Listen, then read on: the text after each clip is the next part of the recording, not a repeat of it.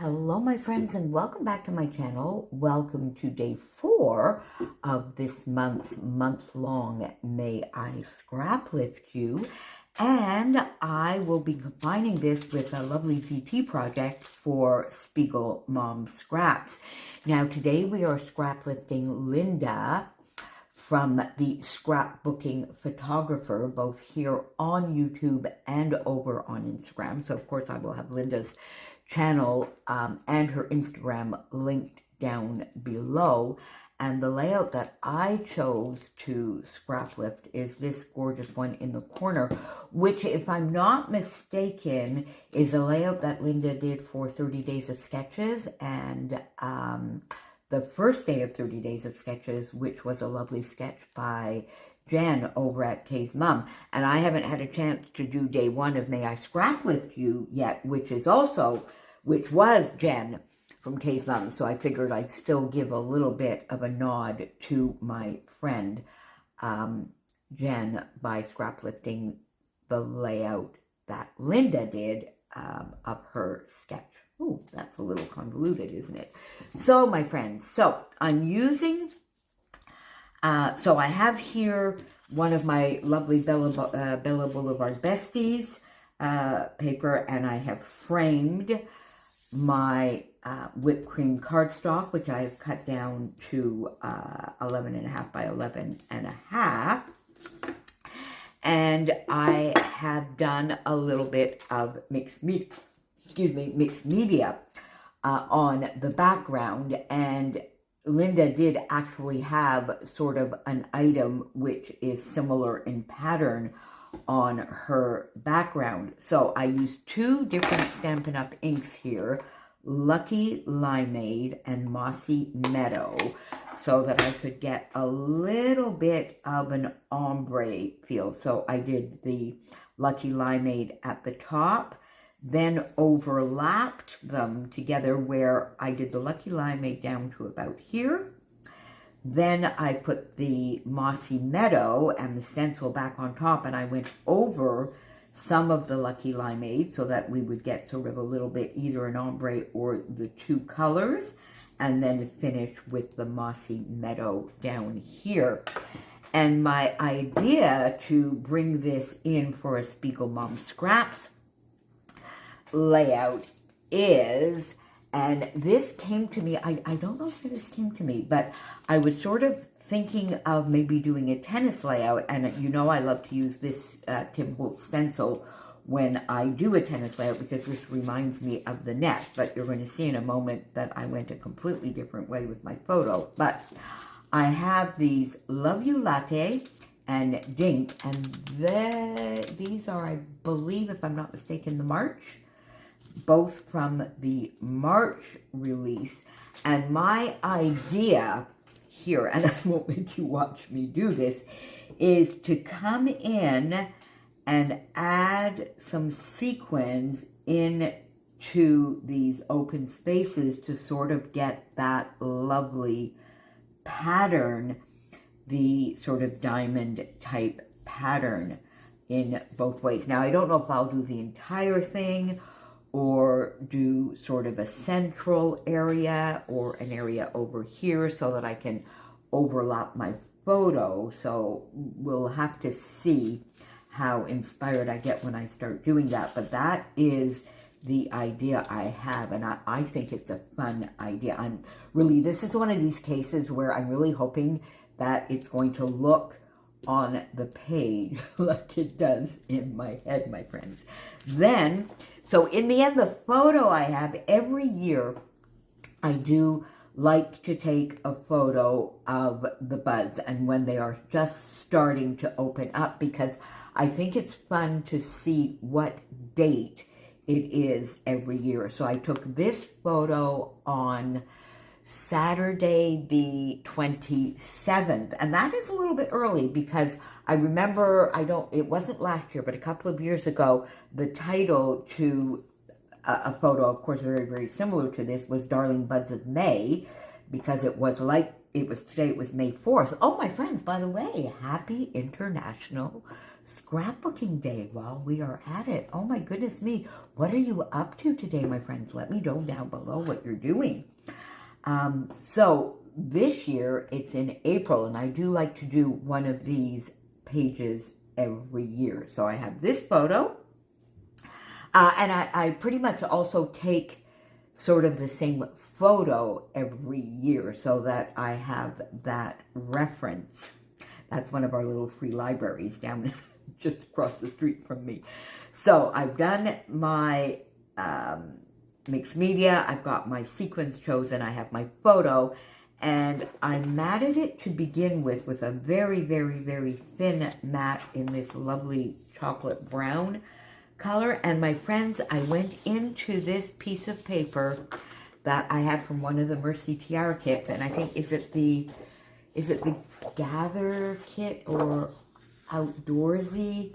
I can't remember, but if you recall, when I was sharing that kit with you, I kept saying, like, Tracy did a gorgeous, gorgeous layout with it, and I just didn't know how I was going to use it. And this side was not a tight enough wood grain pattern for me.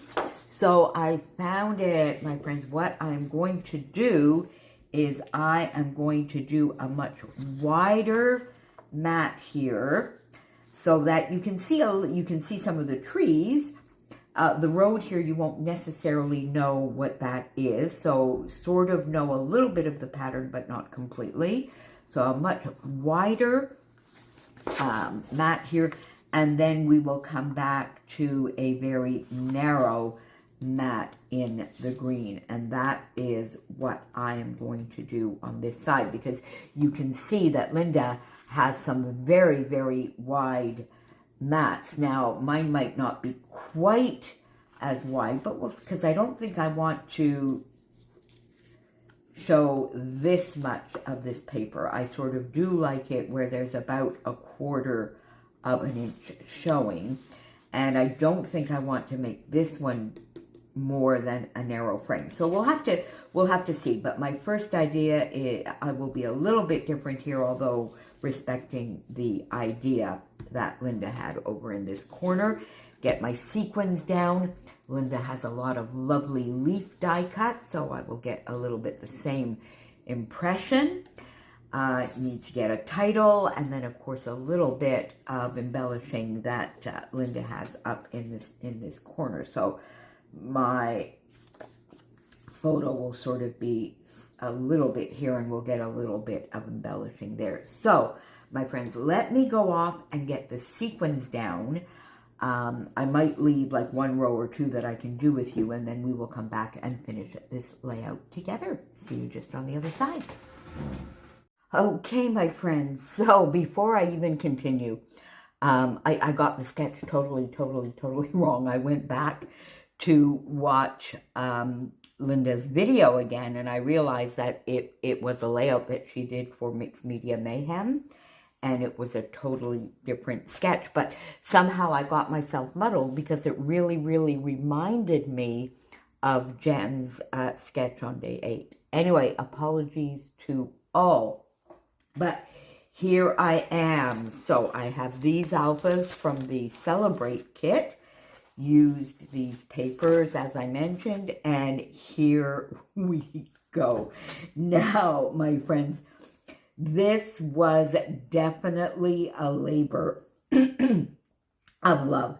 And I started down here in the corner, and I don't know if you can see, but the diamonds here are not quite as well defined as they are up in this corner.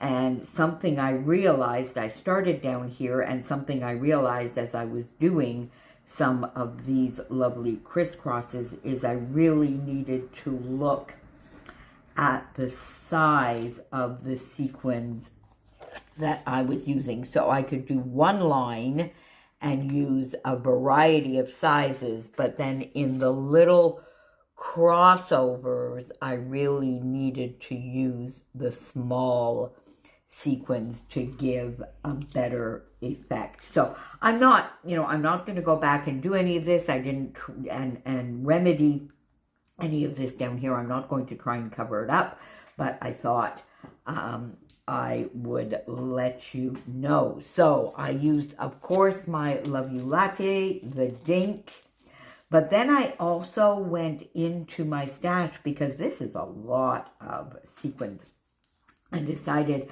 I would get a couple more mixes in my stash. Now, Lost in Pages, so I basically finished this one. I've got 2 of these left, so I'll just put them somewhere else. Originally, I was going, if you recall, I was going mainly for the greens, of course, and the lovely coppers brown colors, but I really, this is a lot of sequins. So I went in and I decided I really did want to bring in the golden color, and I even brought in a little bit of the navy from Tranquil Garden and Dink.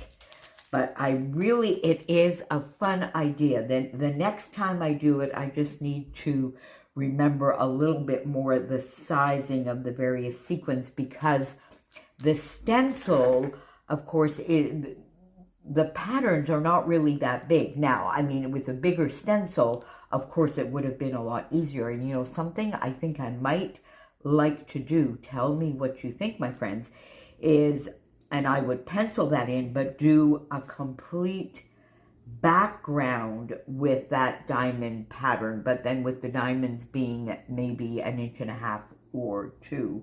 So that's an idea. Now, I think you get the same effect and idea from Lynda's gorgeous page, from a little bit of the inking underneath, the stenciling, mixed media, and then the sequins on the top gives the impression of some of the texture, not as much texture as Lynda has in her gorgeous layout, but texture nonetheless. My photo, same placement, same sizing. I put 2 tags up here on the top with a little bit of this lovely, I think it's jute twine. I've had this in my stash for years and years. It's a Stampin' Up! Product, so I have that. And then I just really wanted to put the date, which is actually, now that I'm looking at it, it was not the 28th at all. It was the 27th, my friends. Because as I mentioned, the whole idea behind this layout is to record every year the date of the buds at this stage. And this I went out on Saturday, last Saturday, which was an absolutely glorious day. Sunday it poured all day, so there we go.